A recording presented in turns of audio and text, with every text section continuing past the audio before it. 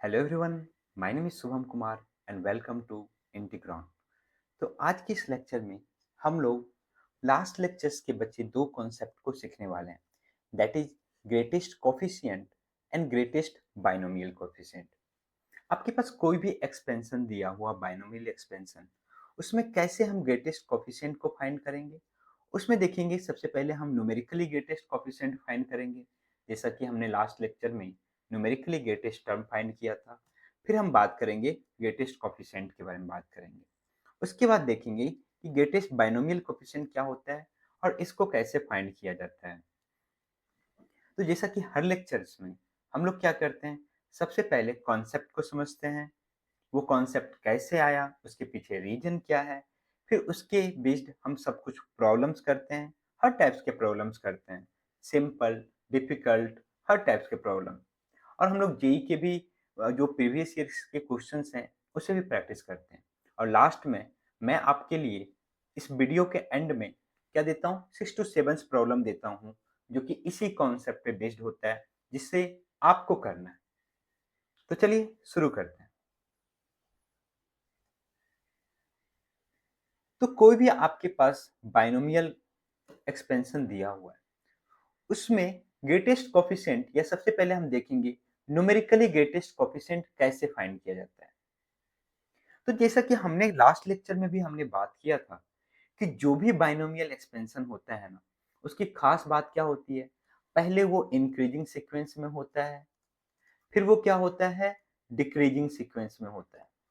और जहां से ये पैटर्न चेंज होता है, वही आपका क्या होता है, ग्रेटेस्ट टर्म होता है।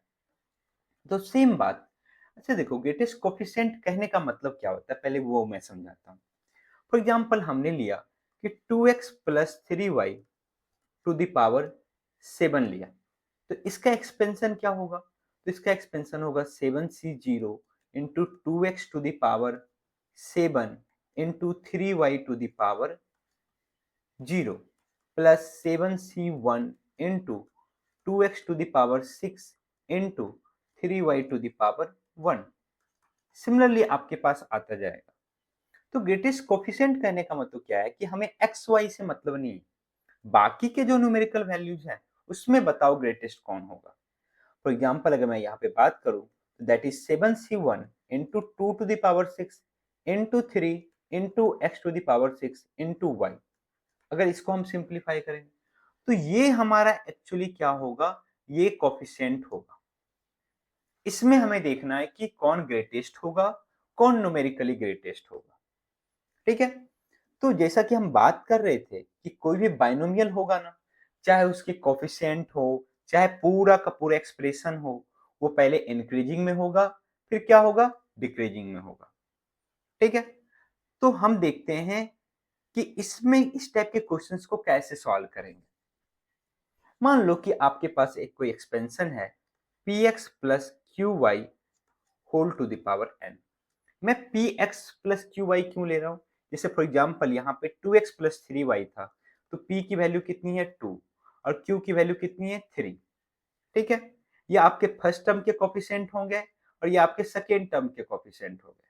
सिमिलरली अगर आपके पास हो 3 plus 4x to the power 9, तो आपके पास p की वैल्यू कितनी हो जाएगी 3, q की वैल्यू कितनी हो जाएगी 4 हो जाएगी, क्योंकि ये 3 क्या है, 3 into x to the power 0 है। ठीक है। तो आइदर कांस्टेंट टर्म है तो पूरा का पूरा फर्स्ट p हो जाएगा, अगर कुछ वेरिएबल के साथ मल्टीप्लाइड है तो उसका कोफिशिएंट क्या हो जाएगा, p हो जाएगा। तो हम बात कर रहे हैं कि अगर हमारे पास px plus Q Y to the power n हो, तो इसका एक्सपेंशन क्या हो जाएगा आपके पास। चलिए हम जनरल टर्म के फॉर्म में लिखते हैं, means r equal to 0 to n ncr into px to the power n minus r into Q Y to the power how much आपके पास, यहां से आ जाएगा r। ठीक है। अब मैं बात कर रहा हूं, सबसे पहले मैं बात करूंगा न्यूमेरिकली ग्रेटेस्ट कोफिशिएंट के बारे में। ठीक है। न्यूमेरिकली ग्रेटेस्ट कोफिशिएंट, क्योंकि अगर मेरा न्यूमेरिकली ग्रेटेस्ट कोफिशिएंट आ गया तो सारे हम निकाल लेंगे। Numerically greatest coefficient,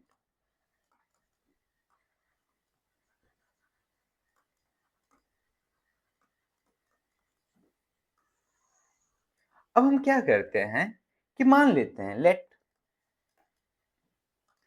tr+1 is numerically greatest coefficient, means coefficient of tr+1, not only tr+1, coefficient of tr+1 is numerically greatest coefficient।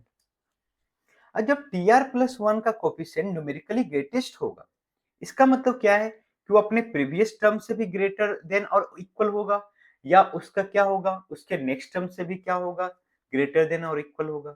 कहने का मतलब ये हुआ कि अगर ये न्यूमेरिकली ग्रेटेस्ट कोफिशिएंट है, तो coefficient of mod of tr+1 should be greater than equal to coefficient of mod tr। ठीक है, अब हम निकालते हैं यहां से, देखो यहां से आपके पास क्या आ जाएगा, coefficient of mod tr+1 upon coefficient of mod tr should be greater than equal to 1। इस कॉन्सेप्ट को ध्यान में रखना।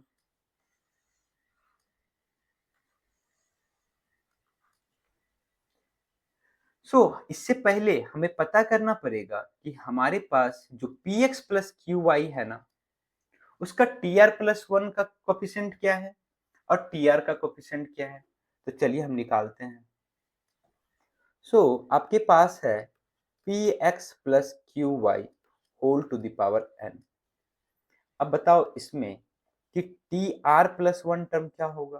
तो tr+1 जनरल टर्म है which is equal to ncr into px to the power n minus r into qx to the power r।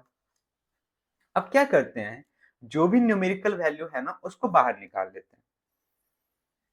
That is ncr into p to the power n minus r into q to the power n minus r, sorry q to the power r into x to the power n minus r into ये क्या हो जाएगा आपके पास y हो जाएगा, y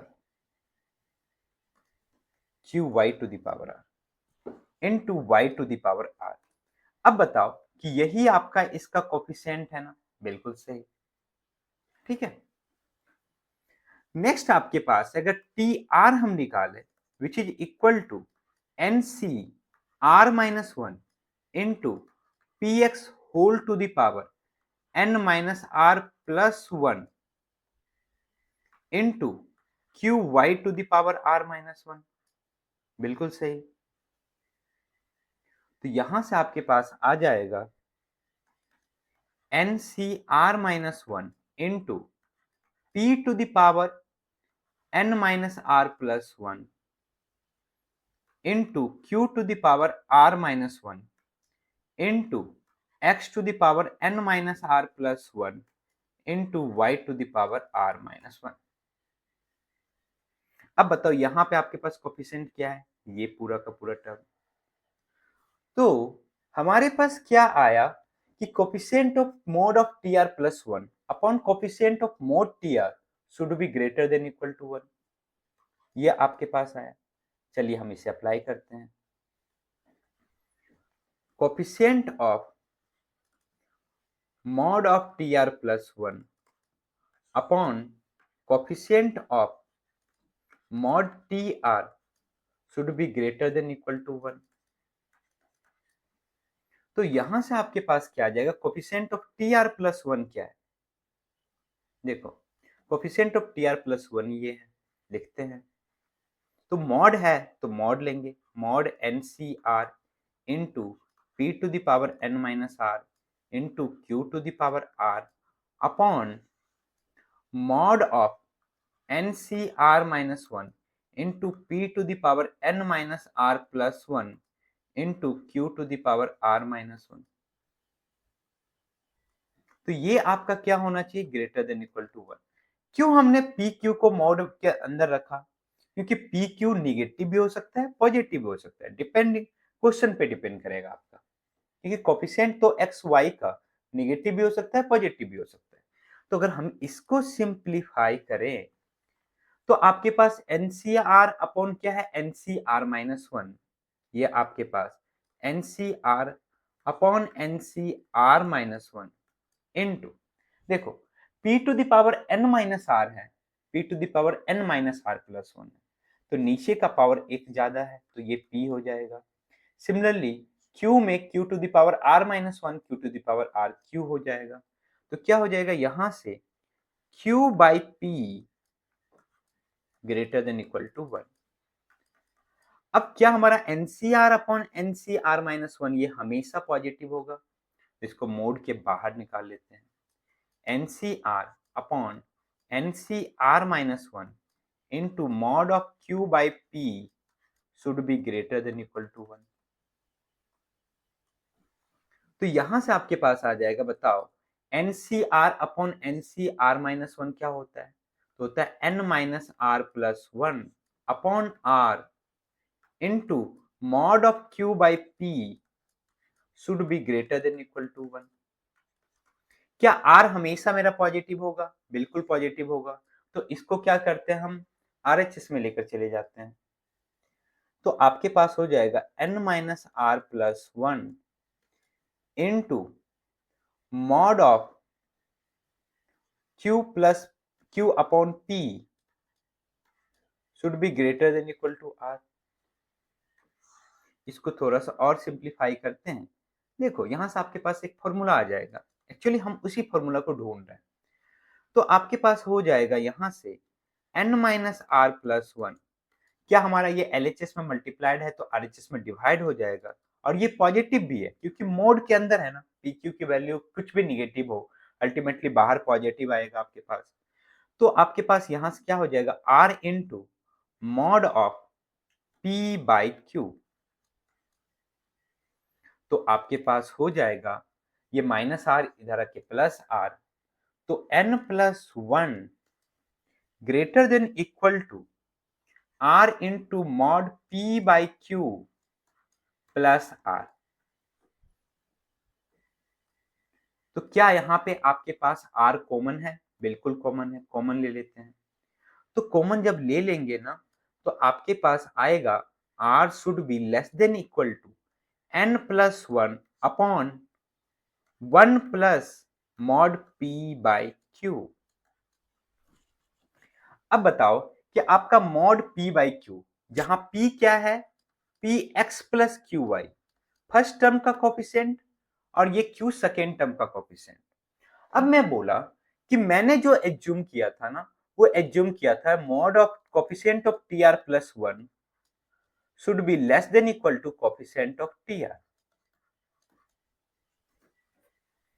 तो अगर मैं एज्यूम कर लेता हूं कि दिस इज m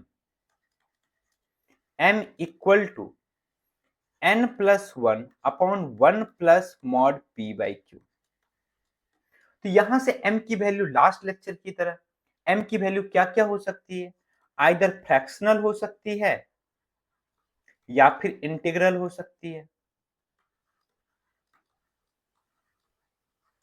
ठीक है, देखते हैं कि फ्रैक्शनल के केस में क्या होगा और इंटीग्रल के केस में क्या होगा। तो केस वन, व्हेन आपका क्या हो कि m आपका फ्रैक्शनल हो, अगर m फ्रैक्शनल होगा तो क्या होगा। तो बताओ कि m अगर फ्रैक्शनल होगा और हमने इस पूरे टर्म को हमने m एज्यूम किया है, तो आपके पास क्या होगा कि अगर m फ्रैक्शनल है तो उसका कुछ ना कुछ इंटीग्रल पार्ट होगा और कुछ आपका प्रॉपर फ्रैक्शनल पार्ट होगा। तो हमने एज्यूम किया कि ये पूरा का पूरा जो टर्म है ना, ये पूरा का पूरा टर्म m है और r जो है ना इससे लेस देन इक्वल टू है, तो हम क्या बोलेंगे r should be less than equal to m, that means r should be less than equal to i plus f। हमें पता है r की वैल्यू इंटीग्रल आ सकती है, ये बोला कि r की वैल्यू अगर इस पर्टिकुलर नंबर से स्मॉलर रहा ना तो आपका वो रूल सेटिस्फाई होगा। कौन सा रूल, आपका coefficient of mod of t r plus one should be greater than equal to coefficient of mod of t r, ये रूल आएगा। इसका मतलब आर की जो वैल्यू होगी ना, एक सेट ऑफ वैल्यू जाएगी, उसमें ये सारे सेटिस्फाइड होंगे। तो ऑब्वियसली इसका जो लास्ट टर्म होगा वही आपके पास क्या होगा, ग्रेटेस्ट होगा ये। तो मैंने बोला कि यहाँ पे फ्रैक्शनल वैल्यू आ गई। फॉर एग्जाम्पल हम ये मान ले कि m की वैल्यू आ गई 3.5 और that means r should be less than equal to 3.5। अब बताओ r कभी 3.5 हो सकता है क्या? नहीं हो सकता, क्योंकि r प्रॉपर पॉजिटिव नंबर होना चाहिए और या इवन होल नंबर होना चाहिए। तो r कभी 3.5 नहीं हो सकता है। इसका मतलब r अगर 3.5 नहीं हो सकता है, इसका मतलब इक्वलिटी होल्ड्स नहीं करेगी। इसका मतलब ये हुआ कि coefficient of mod of tr plus 1 should be strictly greater than coefficient of mod of tr। और यहां से r की वैल्यू क्या होगी? r की वैल्यू जो इसका इंटीग्रल पार्ट है वो होगा। ठीक है, तो इस सिचुएशन में हमारे पास सिंगल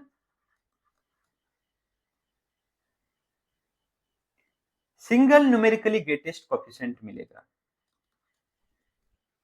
ठीक है, लेकिन अगर मैं बोलूंगा कि हमें चाहिए ग्रेटेस्ट कोफिशिएंट इसी में, तो अगर आपको greatest coefficient for greatest coefficient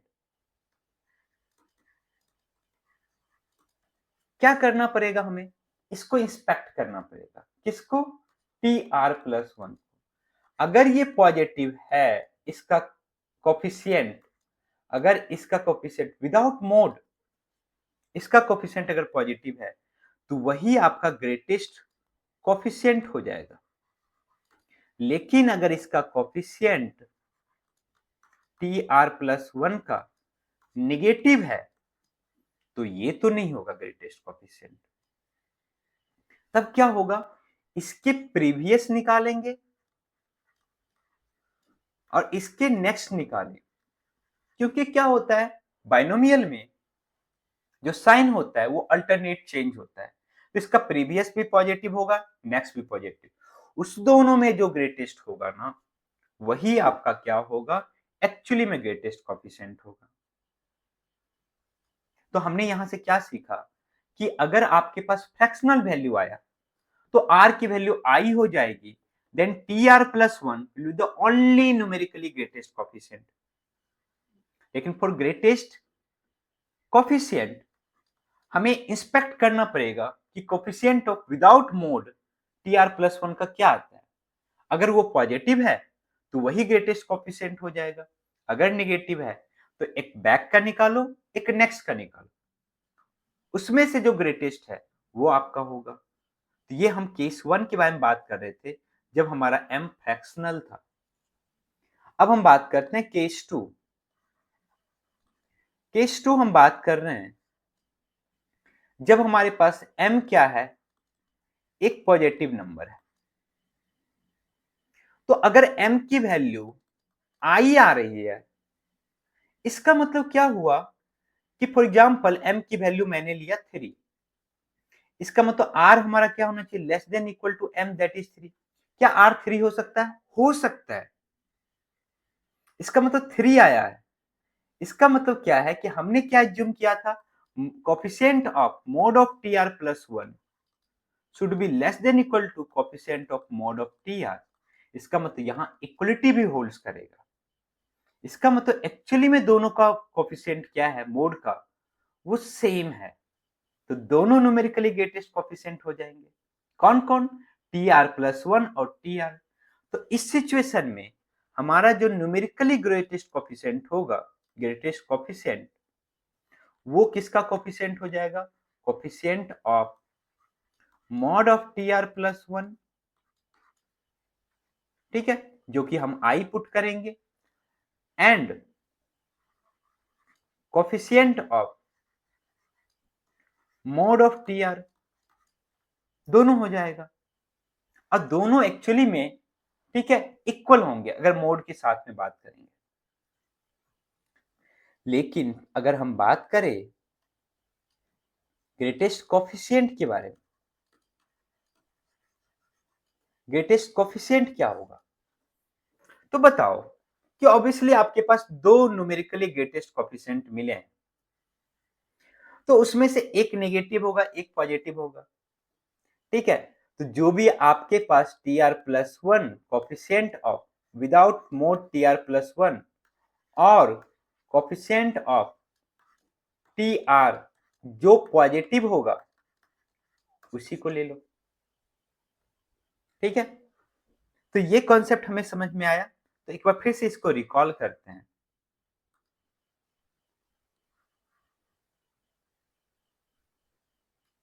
तो हमने क्या बोला कि आपके पास किसकी वैल्यू कैलकुलेट करनी है?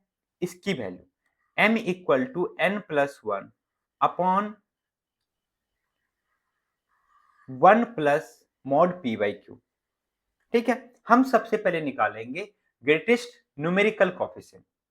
यहां से m की वैल्यू अगर फ्रैक्शनल आई तो आपके पास सिंगल न्यूमेरिकली ग्रेटेस्ट कोफिशिएंट मिलेगा। अगर m की वैल्यू आपके पास इंटीग्रल आई तो आपके पास टू न्यूमेरिकली ग्रेटेस्ट कोफिशिएंट मिलेगा। तो ये बात था ग्रेटेस्ट कोफिशिएंट के बारे में। कोफिशिएंट कहने का मतलब क्या है कि एक्स वाई को नेग्लेक्ट करके जो आपके पास बचेगा। लेकिन अगर मैं बोलूं आपके पास कि हमें चाहिए ग्रेटेस्ट बाइनोमियल कोफिशिएंट, क्या चाहिए? Greatest binomial coefficient. तो वो कैसे निकालें? आप चाहो तो उसी फॉर्मूला का यूज कर सकते हो। तो वहां पे पी और क्यू की वैल्यू भी क्या पुट कर देना? वन पुट कर देना।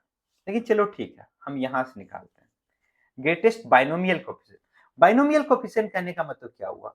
हमें किसी से कोई मतलब नहीं है, बस हमें देखना है कि NC0, NC1, NC2 up to NCN में कौन ग्रेटेस्ट है। ठीक है, ना ही हमें साइन से मतलब है, ना ही हमें एक्स से मल्टीपल मतलब है, ना ही हमें एक्स वाई से मतलब है। तो चलिए देखते हैं। तो सोचो कि जब भी आपके पास ग्रेटेस्ट बाइनोमियल कोफिशिएंट की हम बात करेंगे तो हमें पता है कि जो भी बाइनोमियल कोफिशिएंट NC0 हो, NC1 हो, NC2 हो, सिमिलरली आपके पास NCN-2 हो, NCN-1 हो, NCN हो, तो हमें पता है कि इक्विडिस्टेंट जो बाइनोमियल कोफिशिएंट होते हैं ना वो इक्वल होते हैं। Means NC0 equal to NCN होता है ना। NCR इक्वल टू क्या होता है? NCN-R होता है। देन NC1 इक्वल टू आपके पास क्या होगा? NCN-1 होगा। इसका मतलब कि जब इक्विडिस्टेंट इक्वल है फ्रॉम बिगिनिंग एंड एंड, तो जो आपके पास मिडिल में टर्म्स होंगे ना या टर्म होंगे ना वही आपका ग्रेटेस्ट बाइनोमियल कोफिशिएंट हो जाएगा। तो एक्चुअली में हमें मिडिल टर्म फाइंड करना है और उसका जो बाइनोमियल कोफिशिएंट है ना वही आपका क्या हो जाएगा? ग्रेटेस्ट बाइनोमियल कोफिशिएंट हो जाएगा। तो चलिए ठीक है, तो अब बताओ मिडिल टर्म किस पे डिपेंड करता है? एन की वैल्यू पे। क्यों एन की वैल्यू पे डिपेंड करता है? मैं बोल रहा हूं कि एन की वैल्यू अगर 5 होगा तो टोटल नंबर ऑफ टर्म्स कितने हो जाएंगे? 6। इस सिचुएशन में आपके पास टू मिडिल टर्म्स मिलेंगे, तो दोनों का जो कोफिशिएंट होगा ना दोनों ग्रेटेस्ट कोफिशिएंट हो जाएगा। अगर मैं लूं एन की वैल्यू 7 लूं, या चलो ठीक हमने 5 लिया, 7 8 लेते हैं, तो एन की वैल्यू 8 लेने पे आपके पास टोटल नंबर ऑफ आपके पास टर्म्स कितने हो जाएंगे? 9। और जब 9 है मींस ऑड है, इसका मतलब उसका सिंगल मिडिल होगा। तो यही करना है, हमें जो मिडिल टर्म्स है ना उसके कोफिशिएंट निकालना है। और ये किस पे डिपेंड करेगा? वैल्यू ऑफ एन पे। तो हम यहाँ पे दो केस लेंगे। Case 1, when n equal to even. अब बताओ जब n इवन होगा तो टोटल नंबर ऑफ टर्म्स जो हो जाएंगे वो आपके पास क्या हो जाएंगे? n+1 that is odd. तो आपका जो मिडिल टर्म होगा इसमें एक मिडिल टर्म मिलेगा और वो टी मिड क्या होता था हमने प्रीवियस लेक्चर में पढ़ा है। अगर आपने नहीं देखा है तो वो लेक्चर जरूर देखें। तो टी मिड आपका क्या हो जाएगा? यहां से Tn/2 प्लस वन टर्म। ठीक है, तो अगर मैं बोलूं कि हमारे पास एक्सपेंशन है x plus a to the power n में, तो अगर इसमें हम निकालें t mid that is t n by two plus one, तो एक्चुअली में हमें क्या t r plus one equal to क्या होता है एन सी आर। तो यहाँ आर की वैल्यू एन बाई टू है, तो हो जाएगा N c n by two, ठीक है, into x to the power n minus n by two into a to the power n by two. क्योंकि n इवन है तो उसको 2 से हम डिवाइड भी कर सकते हैं। लेकिन बताओ हमें बाकी टर्म से मतलब है क्या? ग्रेटेस्ट कोएफिशिएंट कोई मतलब नहीं है, हमें बस ये चाहिए। तो जब n इवन होगा ना तो ग्रेटेस्ट बाइनोमियल जो कोएफिशिएंट हो जाएगा वो हो जाएगा NCn बाई टू, ठीक है। अगर फॉर एग्जाम्पल n की वैल्यू हम 4 लेते तो हमारा ग्रेटेस्ट बाइनोमियल कोएफिशिएंट होता है 4C4 by two that is 2। तो इसी में हम नेक्स्ट बात करते हैं case two when n equal to odd. अब बताओ जब n ऑड होगा तो टोटल नंबर ऑफ टर्म्स कितने हो जाएंगे? Even that is n plus one. और जब इवन होंगे मैंने बोला कि 1 2 3 4 लिखो 1 2 3 4। बताओ इसके मिडिल में कौन है? तो आप बोलोगे दोनों है हमारे पास, तो टू मिडिल टर्म्स मिलेंगे। एक कौन मिला आपके पास? तो यहां से हमारे पास टोटल नंबर ऑफ टर्म्स 4 है। तो देखो एक्चुअली n की वैल्यू से हमें निकालनी है ना, तो n प्लस वन तो इवन होगा होगा तो आपके पास एक टर्म आ जाएगा, ठीक है। हमें क्या निकालना है? एक टी मिड निकालना है। यहाँ पे टी मिड कितने होंगे? दो होंगे। एक आपके पास क्या हो जाएगा t n plus one by two, और एक आपके पास हो जाएगा t n plus three by two. तो इसका कोफिशिएंट और इसका कोफिशिएंट आपका क्या होगा? Greatest binomial coefficient. तो इसका कोफिशिएंट क्या होगा? देखो t n plus one by two है ना, हमें क्या चाहिए? आर प्लस वन के फॉर्म में चाहिए। तो हम क्या कैसे लिख सकते हैं इसको आर प्लस वन के फॉर्म में? मीन्स हमें दिखाना है कि इसमें माइनस वन कर देते हैं, तो क्या हो जाएगा n plus one by to minus one plus one. तो यहां से एक्चुअली में आपके पास आ जाएगा n minus one by two plus one. तो n minus one by two plus one है, means this is our r। तो आपका आ जाएगा, इसका जो आपके पास आ जाएगा N c n minus one by two into x to the power क्या हो जाएगा n minus n minus one by two. Actually ये सबसे तो हमें मतलब ही नहीं है, फिर भी लिख देते हैं n minus one by two. तो ये जो होगा एक ये ग्रेटेस्ट होगा और एक दूसरा क्या हो जाएगा? तो इसमें हम देख रहे हैं कि n plus three by two है, तो इसको हम लिख सकते हैं n plus one by two plus one, ठीक है। तो यहां से ये आपका r है, तो n c n plus one by two ये हो जाएगा आपके पास into x to the power n minus n plus one by two into a to the power n plus one by two. और ये दोनों टर्म एक्चुअली में इक्वल होंगे। कहां से? अब प्रूफ करना है इसे, that is n C r equal to N c n minus r. तो देखना कि दोनों कोफिशिएंट इक्वल है, तो हमारे पास क्या हो जाएगा? जो ग्रेटेस्ट बाइनोमियल कोफिशिएंट जो हो जाएगा ना, वो आपका हो जाएगा यहाँ पे n c n minus one by two and n c n plus one by two, दोनों। कब? जब आपका n ऑड हो, और जब आपका n इवन था तो आपका कौन सा था greatest binomial coefficient? N c n by two, ठीक है। तो अभी तक हमने ये सारे कॉन्सेप्ट को हमने डिस्कस किया, अब बारी आई प्रॉब्लम सॉल्व करने पे। तो चलिए प्रॉब्लम्स को देखते हैं।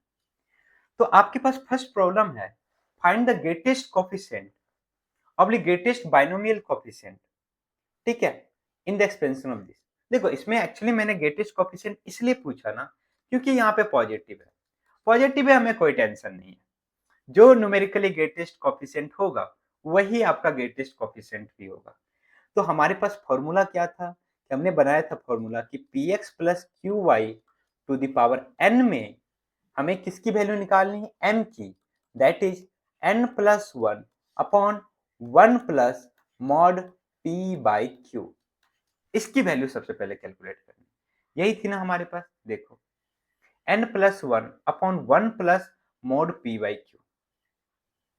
तो बताओ कि हमारे पास p क्या है। p ये हमारे पास अगर कांस्टेंट हो तो p की वैल्यू 2 लो, तो p आपका 2 है, q आपका 3 है, हमें वेरिएबल से कोई मतलब नहीं, और n की वैल्यू क्या है 9। जहां पे भी वेरिएबल की वैल्यू ना दिया गया ना, समझो कि वो क्वेश्चन ग्रेटेस्ट कोएफिशिएंट का होगा या ग्रेटेस्ट बाइनोमियल कोएफिशिएंट का होगा। तो हम पुट करके यहां से निकालते हैं n की वैल्यू। तो हमारे पास n है आपके पास 9 plus 1 upon 1 plus mode p by Q. p आपका 3, q आपके पास कितना है 2 है, मोड लगा हुआ है ऑलरेडी पॉजिटिव है तो रहने दो। 9 प्लस 1 10 अपॉन, यहां से आ जाएगा आपके पास 5/2 और 2 ऊपर चला जाएगा, तो यहां से आपके पास जो आई वैल्यू 5 2 10 दैट इज 4। क्या 4 आपका प्रॉपर इंटीजर है? बिल्कुल। तो जब 4 इंटीजर है तो ये r की वैल्यू है हमारे पास, और सिचुएशन में coefficient of t r plus 1 and coefficient of t are दोनों क्या होते हैं? न्यूमेरिकली ग्रेटेस्ट कोफिशिएंट या फिर ग्रेटेस्ट कोफिशिएंट इस सिचुएशन में जब आपके पास पॉजिटिव हो। तो हम निकालते हैं कि टी आर प्लस 1 क्या होगा। तो टी आर प्लस 1 आपके पास हो जाएगा दैट इज, और r की वैल्यू कितनी है हमारे पास? r की वैल्यू 4 है, तो फोर प्लस 1 दैट इज 5 आपका हो जाएगा 9c4 into 2 to the power 9 minus 4 5 into 3x। x की जरूरत ही नहीं है, कोई मतलब नहीं बनता है, ठीक है। तो हमें बस कोफिशिएंट चाहिए, हम यहाँ कोफिशिएंट लिख देते हैं, तो वेरिएबल को भूल जाओ। 3 टू द पावर क्या 9c4 into 2 to the power 5 into 3 to the power 4। ये आपके पास एक वैल्यू आया किसका coefficient? T r plus 1। T r क्या है आपके पास? टी आर कहने का मतलब क्या हुआ? कोफिशिएंट ऑफ यहाँ पे निकालेंगे, टी किसका आपके पास? T4 का। जब कोफिशिएंट T4 का निकालेंगे तो वो हमारे पास क्या हो जाएगा? 9c3 into 2 to the power 6 into 3 to the power how much? 3 to the power 3। अब बोलोगे सर क्या ये दोनों इक्वल है? ऑब्वियसली इक्वल है। ये टास्क आपका है चेक करने का, check whether this two are equal और नॉट, दिस टू आर इक्वल और नॉट। हमने लास्ट लेक्चर में सिखाया था कैसे चेक करना, अब चेक करना इसे, दोनों इक्वल, ठीक है। क्योंकि कहीं पे भी दो ग्रेटेस्ट नहीं हो सकते, आइदर दोनों सेम होंगे या कोई एक ग्रेटेस्ट होगा, ठीक है। अब इसी क्वेश्चन में हमें निकालना है ग्रेटेस्ट कोफिशिएंट निकालना है, ग्रेटेस्ट कोफिशिएंट, ग्रेटेस्ट कोफिशिएंट। अब मैंने क्या बोला? ग्रेटेस्ट कोफिशिएंट के लिए n चेक करो। n क्या है आपके पास? n 9 है विच इज ऑड। और जब ऑड होगा तो आपके पास टोटल नंबर ऑफ टर्म्स कितने आ जाएंगे? आपके पास टोटल नंबर ऑफ टर्म्स आ जाएंगे इवन 10।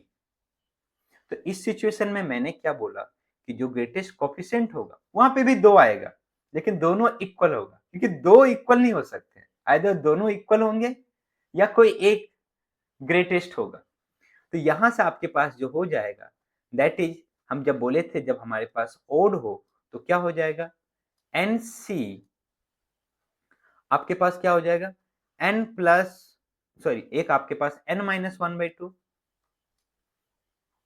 n माइनस 1/2, और एक आपके पास इसका next that is n c n plus 1/2।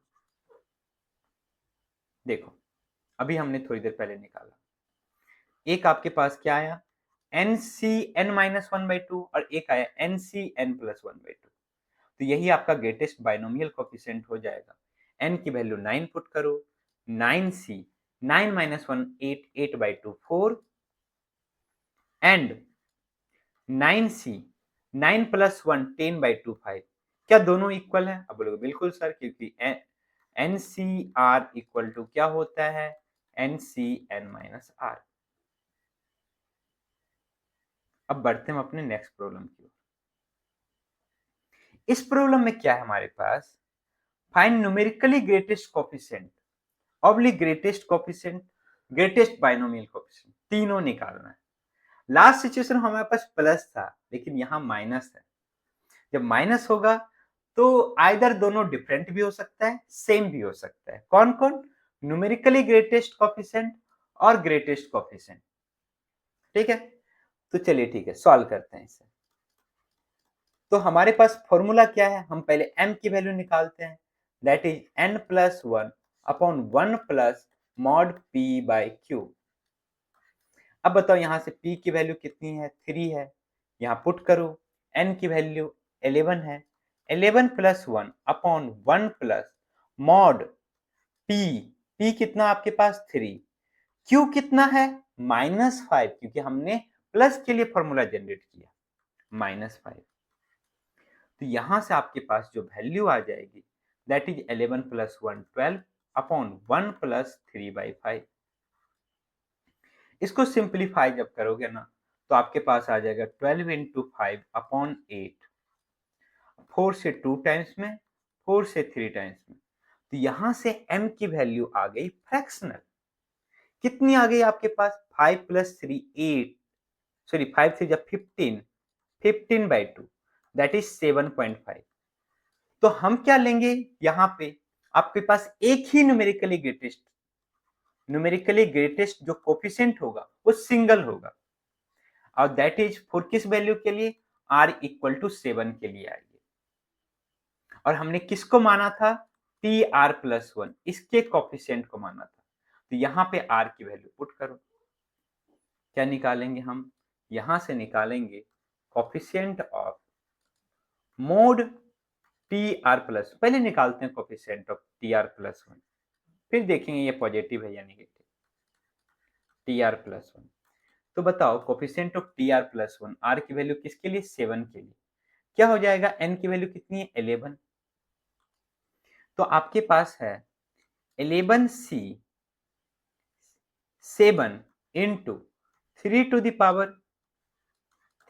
Power 11 minus 7 4 into -5 to the power 7। ठीक है, तो यहां से हम क्या देख रहे हैं कि ये कैसा आ रहा है, नेगेटिव आ रहा है।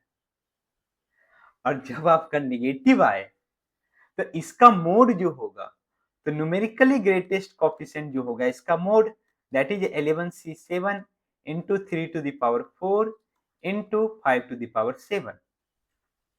लेकिन क्या यही हमारा ग्रेटेस्ट बाइनोमियल ग्रेटेस्ट कोफिशिएंट भी होगा, बिल्कुल नहीं, क्योंकि नेगेटिव तो हो ही नहीं सकता भाई, जरूर जब भी होगा तो पॉजिटिव होगा ग्रेटेस्ट बाइनोमियल कोफिशिएंट। तो हम क्या करेंगे, इसके नेक्स्ट और इसके प्रीवियस के कोफिशिएंट फाइंड करेंगे। तो इसका नेक्स्ट क्या है, आप बोलोगे सर नेक्स्ट जो होगा हमने निकाला था T8 निकाला, तो T9 होगा नेक्स्ट। अब प्रीवियस क्या होगा, तो प्रीवियस आपका हो जाएगा T8 निकालो तो T7, तो T9 क्या होगा 11c8 into 3 to the power 11 minus 8 3 into -5 to the power 8, बिल्कुल सही। और ये क्या हो जाएगा 11c6 into 3 to the power 11 minus 6 how much 5 into -5 to the power 6। क्या दोनों पॉजिटिव आ रहा है, हाँ, माइनस पे पावर इवन, माइनस पे पावर इवन, पॉजिटिव आ रहा है। अब हमें देखना है कि एक्चुअली में दोनों में कौन ग्रेटेस्ट है, कौन कौन, 11c8 into 3 to the power 3 into आपके पास क्या हो जाएगा 5 टू द पावर 8। सिमिलरली आपके पास है 11c6 into 3 to the power 5 into 5 to the power 6। हम इसको छेड़खानी नहीं करेंगे, हम बाकी को कंपेयर करते हैं। ठीक है, तो चलिए हम यहां से निकालते हैं 11c8 की वैल्यू कितनी होगी, तो 11c8 जो हो जाएगा 11 इंटू 10 इंटू 9 अपॉन कितना 3, दैट इज 6, 3 इंटू 2 इंटू कितना है 3 to the power 3 into 5 to the power 8 है। तो हम देख रहे हैं यहाँ से 3 से 3 टाइम्स में कैंसिल, 2 से 5 टाइम्स में कैंसिल। तो ये एक्चुअली में क्या आया, 11 into 5 into 5 to the power 8 which is equal to 5 to the power 9 and 3 into 3 to the power 3 which is equal to 3 to the power 4 into 5 to the power 9। अब इसको simplify करते हैं। 11c6 means 11 into 10 into 9 into 8 into 7 upon कितना 5 factorial, 5 into 4 into 3 into 2 into 1 into 3 to the power 5 into 5 to the power 6। तो आपसे आ गया 5 से 2 times में, सही है। अब बताओ 4 से 2 टाइम्स में, सही है। 2 से 2 टाइम्स में कैंसिल, 3 से 3 टाइम्स में। तो आपके पास आ गया 11 into 7।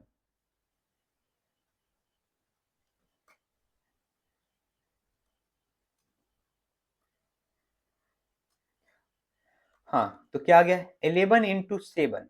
बाकी क्या बचा है, एक 3 बचा, एक 2 बचा।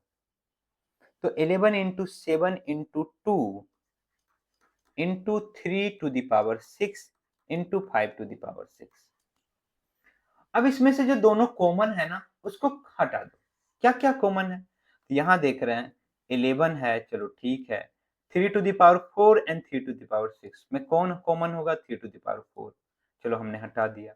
5 to the power 6 और 5 to the power 9 में क्या कॉमन होगा, 5 to the power 6। तो हमारे पास बचा क्या, तो आपके पास बचा यहाँ से बाकी के टर्म्स जो बचे उसको ब्रैकेट में लिख देते हैं मल्टीप्लीकेशन में। तो हमारे पास ये आ गया, ये आ गया, क्या बचा 5 to the power 3।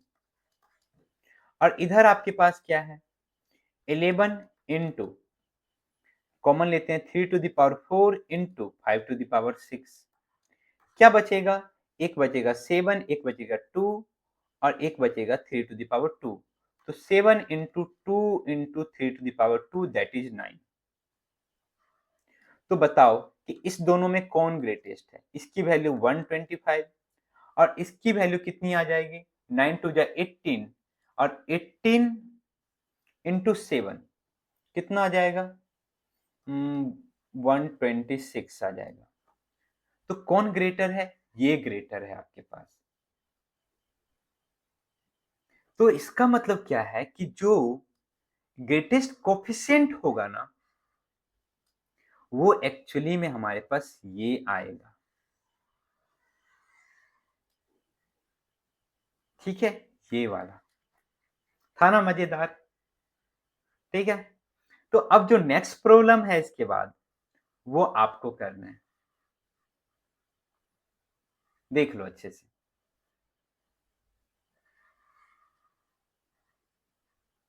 क्योंकि मैंने सबसे डिफिकल्ट प्रॉब्लम किया और इसी कॉन्सेप्ट पे बेस्ड पे नेक्स्ट प्रॉब्लम आपके पास है। क्वेश्चन नंबर 3 ये देख लो, find numerically greatest coefficient oblique greatest coefficient in the expansion of. हाँ एक चीज और, अगर फिर से इसी प्रॉब्लम में अगर आपसे बोला जाता कि आपसे बोला ग्रेटेस्ट बाइनोमियल कोफिशिएंट, तो 11 है, टोटल नंबर ऑफ टर्म्स कितने होंगे 12, निकाल लो, जैसा प्रीवियस क्वेश्चन जैसा ही है। चलिए ठीक है, इस प्रॉब्लम को आपको करना है सेम इसी कॉन्सेप्ट पे। अब हम बढ़ते हैं नेक्स्ट प्रॉब्लम की ओर। हाँ, तो ये जो नेक्स्ट प्रॉब्लम है ना, तो ये पहले AI-EEE होता था तो उसके 2002 में आया हुआ है। देखो क्वेश्चन देख के कभी भी पहले से प्री माइंड सेट करके नहीं जाओ कि हमें जो वहाँ पे मिलेगा ग्रेटेस्ट न्यूमेरिकल कोफिशिएंट लिखा हुआ, न्यूमेरिकल कोफिशिएंट लिखा हुआ, ग्रेटेस्ट कोफिशिएंट लिखा हुआ, ऐसा सोच के मत जाओ। प्रॉब्लम देखो, फिर उसके कोफिशिएंट को देखो, फिर डिटरमाइन करो। तो आपके पास क्या है, हमारे पास एक प्रॉब्लम यहाँ पे दिया हुआ है कि the sum of the coefficient in the expansion of this is 4096, then find the greatest coefficient. हमें ग्रेटेस्ट कोफिशिएंट बोला, इसका मतलब क्या है कि हमें ए और बी को भूल जाना है।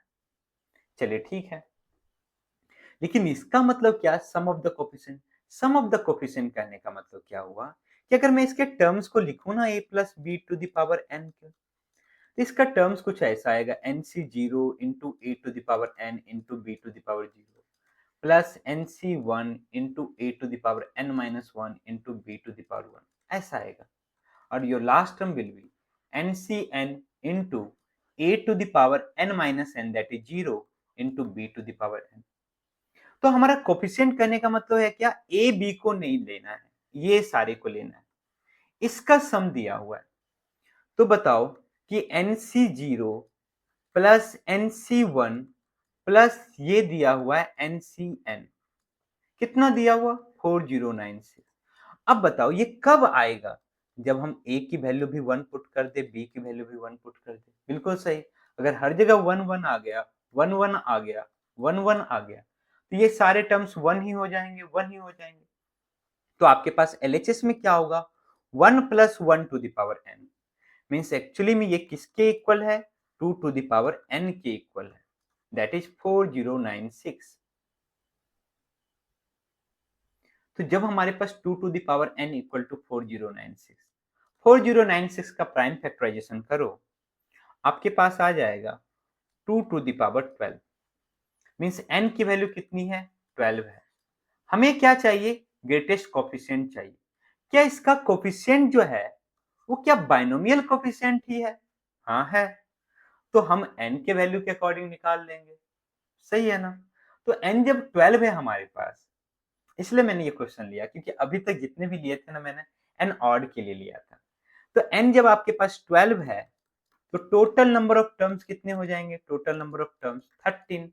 जब ऑड होगा तो सिंगल ग्रेटेस्ट बाइनोमियल कोफिशिएंट मिलेगा, और वही आपका ग्रेटेस्ट कोफिशिएंट भी हो जाएगा यहाँ पे, क्योंकि a प्लस बी, a का भी मल्टीपल आगे 1, b का भी 1।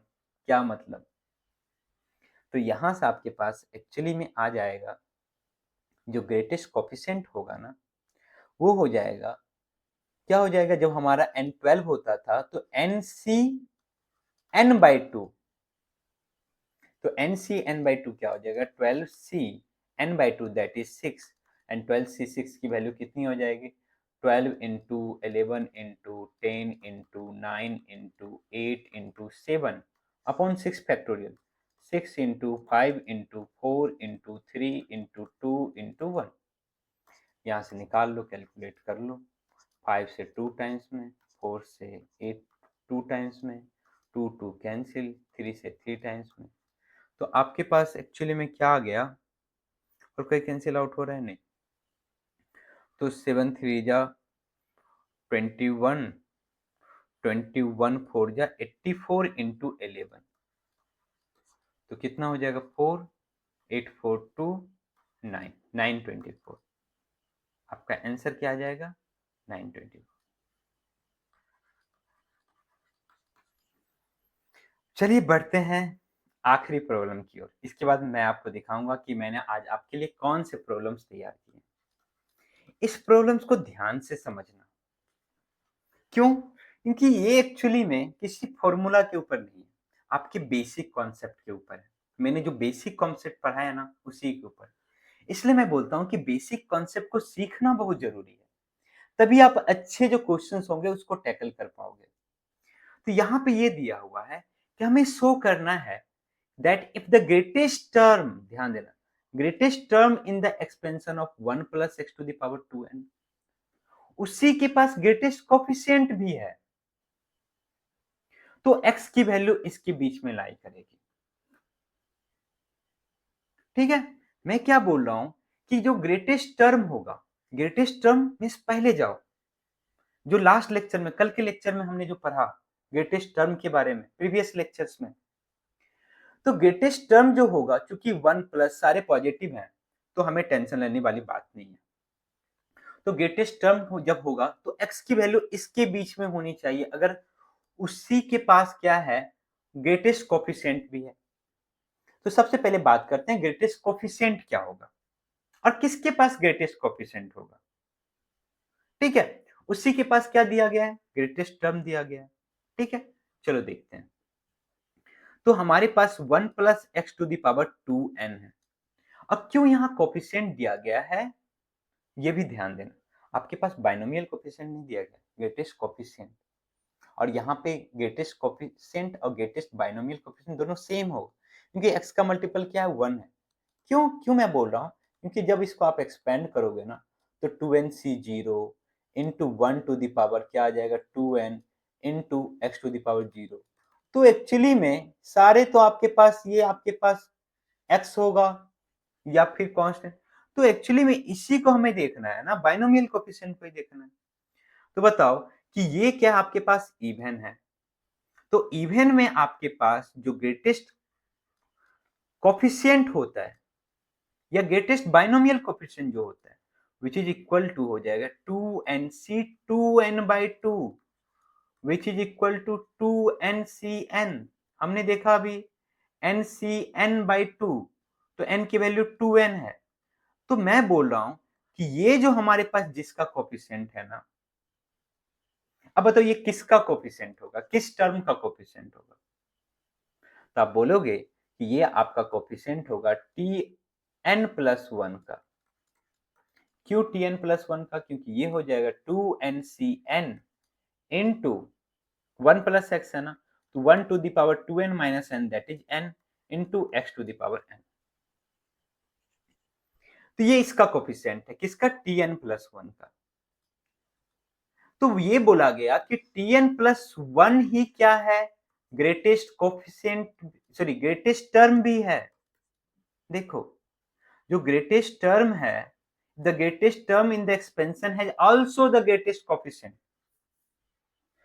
तो ग्रेटेस्ट कोएफिशिएंट आपके पास किसके पास था, तो tn+1 टर्म के पास था, यही ग्रेटेस्ट टर्म भी है। और जब ये ग्रेटेस्ट टर्म होगा आपके पास तो इसका मतलब क्या है, सिंगल ग्रेटेस्ट टर्म है, इसका मतलब ये अपने आसपास से स्ट्रिक्टली ग्रेटर होगा। किससे किससे स्ट्रिक्टली ग्रेटर होगा, तो ये ग्रेटर होगा tn से और ये ग्रेटर होगा tn+2 से। यही यहाँ इंपॉर्टेंट कॉन्सेप्ट है जो कि समझना है, था ना बेसिक, कि जब हमारे पास वो क्या होगा, एक सीक्वेंस में होगा। तो अगर मिडिल में आपके पास ग्रेटेस्ट है तो इसका मतलब ये प्रीवियस से भी ग्रेटेस्ट होगा, नेक्स्ट से भी ग्रेटेस्ट होगा। तो हम क्या करते हैं, यहां से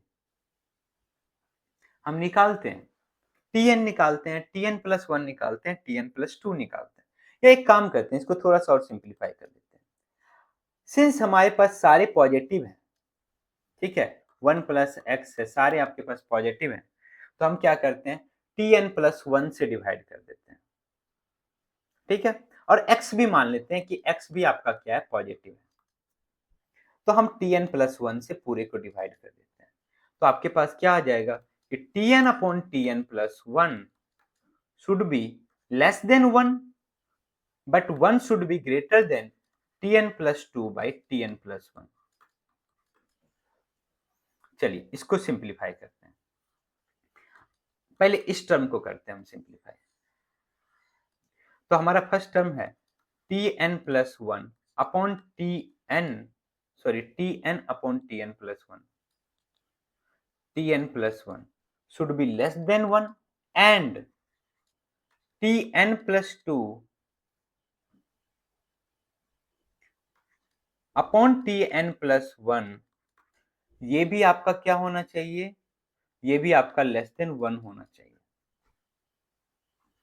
चलिए ठीक है, तो tn आपका क्या हो जाएगा, अब बोलो tn सर 2ncn-1 होगा इनटू आपके पास 1 प्लस एक्स है, ध्यान देना 1 प्लस एक्स है, 1 plus x.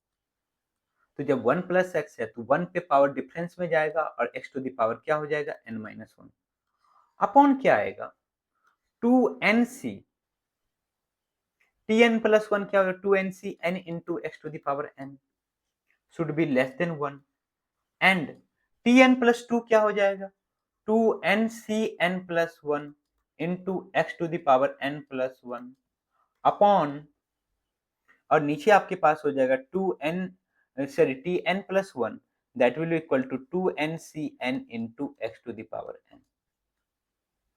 This should be less than 1.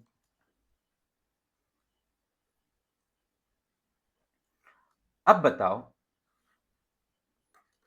कि ये हमारे पास क्या होता है ncr अपॉन ncr-1 क्या होता है n-r+1। तो हम देख रहे हैं नीचे आर है उसमें -1 है, इसका रेसिप्रोकल दैट इज किसका reciprocal n minus are plus 1 upon r का रेसिप्रोकल। तो हमारे पास इसका रेसिप्रोकल क्या हो जाएगा आर, आर क्या है n, n अपॉन n क्या है एक्चुअली में ये वैल्यू क्या है 2n है यहाँ पे, तो 2n minus n plus 1 into, अब बताओ x टू द पावर यहाँ पे n माइनस 1 अपॉन x है, ठीक है, तो ये आपका क्या हो जाएगा, ये cancel x into 1 upon x should be less than 1 and यहाँ पे देखो, यहाँ पे क्या है, यहाँ पे भी same 2ncr upon 2ncr minus 1, r की वैल्यू क्या है n प्लस 1, तो क्या हो जाएगा 2n minus n plus 1 r की वैल्यू प्लस 1 अपॉन कितना आपके पास n प्लस 1 इनटू ये आपके पास x है, x should be less than 1, तो यहां से आपके पास आ जाएगा n अपॉन ये क्या आपके पास n plus 1 into 1 upon x should be less than 1 and, और यहां से आपके पास हो जाएगा 2n माइनस n माइनस 1, तो आ जाएगा ऊपर n अपॉन n प्लस 1, यहाँ पे भी सेम आ रहा है 2n minus n minus 1 plus 1, ठीक है, into x should be less than 1। हमें क्या चाहिए, x चाहिए, तो यहां से हम क्या देखते हैं कि हमने क्या माना, x पॉजिटिव माना, और वो माना जरूरी है क्योंकि वो दिया हुआ है किसके बीच में, हमें ये दिया हुआ है कि वो होना चाहिए n upon n plus 1 upon into sorry comma n plus 1 upon n, तो x अगर इसके बीच में है n upon n plus 1 n plus 1 upon n के बीच में, तो ऑब्वियसली n पॉजिटिव है तो x भी पॉजिटिव होना चाहिए इस सिचुएशन। तो जब हमारे पास x पॉजिटिव है तो इसको इधर भेज सकते हैं, तो क्या हो जाएगा x should be greater then n upon n plus 1 and यहां से आ जाएगा x निकालना है, ये पॉजिटिव है उसको उधर भेजते हैं, x should be less then n plus 1 upon n, तो एक बोल रहा है कि x इससे ग्रेटर होना चाहिए, एक बोल रहा है कि इससे लेस होना चाहिए, तो बताओ कि n अपॉन n प्लस 1 और n प्लस 1 अपॉन n में कौन ग्रेटर है, n प्लस 1, तो ये बोल रहा है कि x जो है ना वो n अपॉन n प्लस 1 और n प्लस 1 अपॉन n इसके बीच में होना चाहिए, ये बोला कि x इससे क्या होना चाहिए, ग्रेटर होना चाहिए और इससे लेस होना चाहिए, तो आ गया ना हमारा प्रूफ हो गया, यहाँ से क्या प्रूफ हो गया हमारे पास कि x की वैल्यू जो होनी चाहिए वो greater than n upon n plus 1 और लेस देन होना चाहिए n प्लस 1 अपॉन n, कब, जब आपके पास ग्रेटेस्ट टर्म के पास ही ग्रेटेस्ट कोफिशिएंट हो, फॉर एग्जांपल n की वैल्यू अगर 10 दी हुई होती तो क्या होता है, x should be greater then 10 upon 11 but less than 11 by 10, ठीक है, तो इस लेक्चर में इतना ही। अब चलिए बढ़ते हैं अपने प्रॉब्लम्स की ओर, जो प्रॉब्लम्स मैंने आपके लिए डिजाइन किए हैं, तो क्या प्रॉब्लम्स डिजाइन किए हैं चलिए देखते हैं।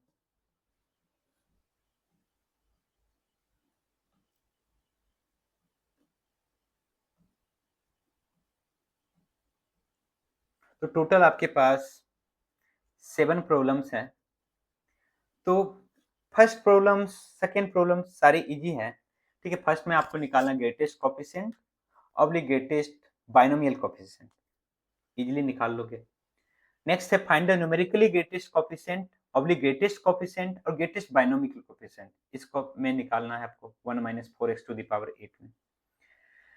नेक्स्ट है फाइंड न्यूमेरिकली ग्रेटेस्ट कोफिशिएंट और आल्सो ग्रेटेस्ट कोफिशिएंट, सारी चीजें सेम ही प्रॉब्लम, इसमें तो सेम ही होगा, ठीक है, जब आपके पास प्लस है तो इसमें भी आपके पास न्यूमेरिकली ग्रेटेस्ट कोफिशिएंट और ग्रेटेस्ट कोफिशिएंट सेम ही होगा प्लस है तो। हम एक्चुअली में डिस्कस करना चाहते हैं लास्ट प्रॉब्लम को, बाकी सारे प्रॉब्लम्स का आप स्क्रीनशॉट ले लो एक बार, ठीक है, इस फर्स्ट 3 का ले लो, फिर आपके पास 3 टू 5 का ले लो, फिर 5 टू 7 का ले लो, ठीक है, हम लास्ट प्रॉब्लम को डिस्कस करना। देखो, ये प्रॉब्लम ऐसा ही जैसा कि हमने लास्ट क्वेश्चन डिस्कस किया, सेम है। हमें दिया हो कि x इसके बिलॉन्ग्स में करना चाहिए। तो n की वैल्यू यहाँ से फाइंड कर लेना। अभी हमने देखा कि x किसके बीच में होगा? n/n+1 and less than n+1/n। तो यहाँ से n की वैल्यू निकाल लेना, क्या आएगी? और इसके बाद यहाँ से आपको निकालनी है लैम्ब्डा की वैल्यू, ठीक है? m लैम्ब्डा की वैल्यू। एंड दिया हो कि फोर्थ टर्म जो इसका है ना, इज n/4 है। तो वहां से आप m और लैम्ब्डा की वैल्यू निकाल लेना, ठीक है? m लैम्ब्डा की वैल्यू निकाल लेना और इसको सॉल्व करना। तो आई होप इस लेक्चर्स में आपको बहुत अपना दिमाग लगाना पड़ा होगा, ठीक है? कोई बात नहीं, ठीक है? चलता है। तो इसी तरह से आप हमारे लेक्चर्स देखते रहिए और अपने यार दोस्तों में शेयर करते रहिए। Okay, bye.